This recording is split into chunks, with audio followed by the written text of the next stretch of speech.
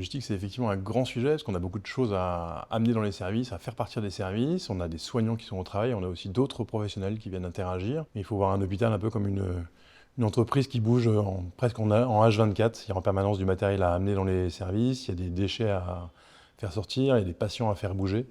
Donc on a beaucoup de manipulations à la fois humaines et puis de chariots. Pour l'instant, c'est des chariots non motorisés, des chariots simples qui sont déplacés par du personnel. En ce moment, c'est de notoriété publique qu'on manque de temps soignant et donc tout ce qui pourrait être réalisé par un robot automatisé permet de gagner du temps, de dégager du temps soignant et ainsi de pouvoir être davantage auprès des personnes qu'on soigne. C'est vrai que la question du sens de notre travail en tant que soignant, elle est souvent posée par le fait qu'on manque de disponibilité, que de plus en plus il y a des petits cailloux dans la chaussure, des obstacles qui sont mis au temps qu'on puisse consacrer aux personnes.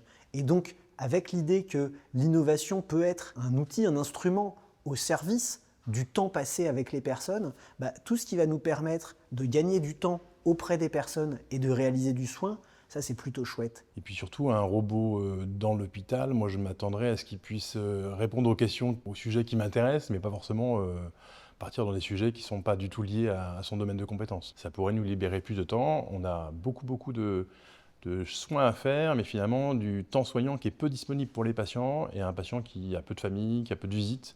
Les journées sont longues, et si on avait plus de temps humain à donner, ça serait un point très positif. D'une part, sur le plan thérapeutique, pour être un complément, par exemple, au traitement médicamenteux. La robotique sociale peut être une intervention psychosociale parmi d'autres, et on utilise à la fois les robots humanoïdes et les robots animaloïdes pour favoriser les contacts, pour faire de la stimulation cognitive, pour faire des exercices physiques, pour faire du coaching des personnes. La première vision est déterminante.